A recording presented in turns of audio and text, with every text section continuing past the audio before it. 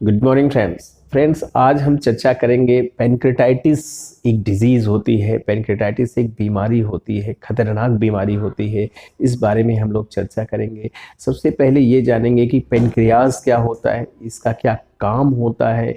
Pancreatitis जैसी बीमारी किसी को डेवलप हो रही है तो क्या उसके लक्षण आते हैं, क्या उसके सिम्टम्स आते हैं, कैसे पहचाने की जो तकलीफ़ है वो पैनक्रेटाइटिस ही की ही है या फिर कोई इसकी और वजह है। इसके क्या कारण होते हैं कि पैनक्रेटाइटिस जैसी डिजीज़ डेवलप होती है। साथ ही साथ वीडियो के लास्ट में मैं आपसे डिस्कस करूंगा क्या ऐसी दवाइयां हैं जिनको लेके हम ऐसी बीमारी से निजात पा सकते हैं, छुट्टी पा सकते हैं या फिर ठीक हो सकते हैं, अपनी बीमारी में होने वाले इम्प्रूवमेंट को और फास्ट कर सकते हैं। इन सब बातों पे हम आपसे चर्चा करेंगे।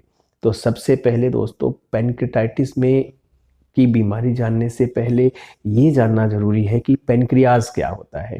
दोस्तों, हमारे शरीर में एक ग्रंथि होती है पैनक्रियाज। यह हमारे इस पेट में सिचुएटेड होती है, पेट में होती है, जो हमारा पेट में स्टमक होता है, स्टमक के पीछे पाई जाती है। ये हमारी छोटी आंत से लगी रहती है। ये हमारे लीवर के पास में लगी रहती है, स्प्लीन के पास में लगी रहती है। मीन्स इन सबके बीच में पाई जाने वाली ग्रंथि है। इस ग्रंथि के कुछ इम्पॉर्टेंट से काम होते हैं।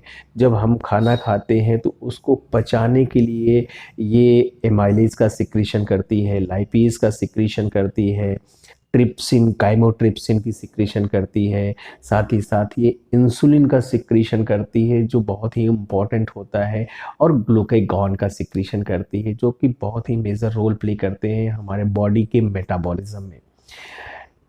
किसी को भी यदि पैनक्रेटाइटिस जैसी डिजीज़ हुई है तो कुछ लक्षण मिलने लगते हैं। इन लक्षणों की बात करें तो सबसे पहले आपको पेट में दर्द मिलेगा।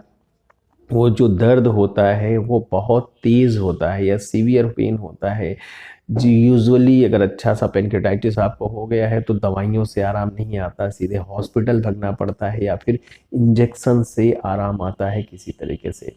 यदि ऐसे पेशेंट को पेट पर हाथ रखते हैं तो पेशेंट हाथ पेट को दबाने नहीं देता, क्योंकि जैसे ही प्रेस करते हैं पेशेंट को पेन होने लगता है या दर्द और बढ़ जाता है।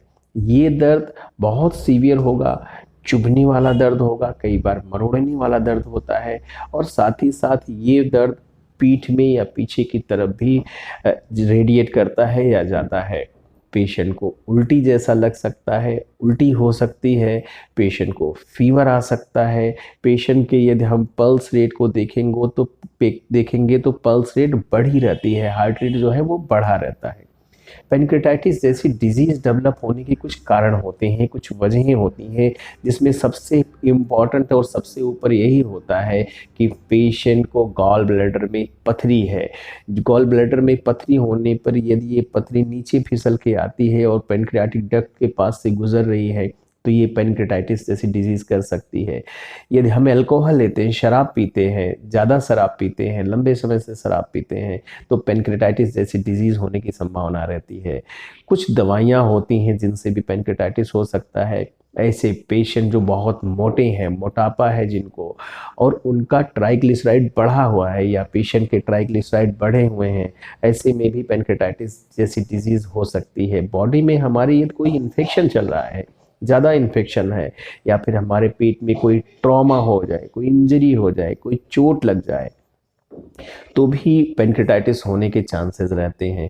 कुछ पेशेंट ऐसे होते हैं जिनको पैनक्रियाज का कैंसर होता है या हो जाता है, उनमें भी पैनक्रेटाइटिस जैसी डिजीज़ डेवलप हो सकती है। दोस्तों, स्टडीज़ कहती हैं कि एक ईआरसीपी करके जांच होती है या फिर ईआरसीपी करके प्रोसीजर होता है, जो करने के दौरान या बाद में भी पैनक्रेटाइटिस जैसी डिजीज़ डेवलप हो सकती है।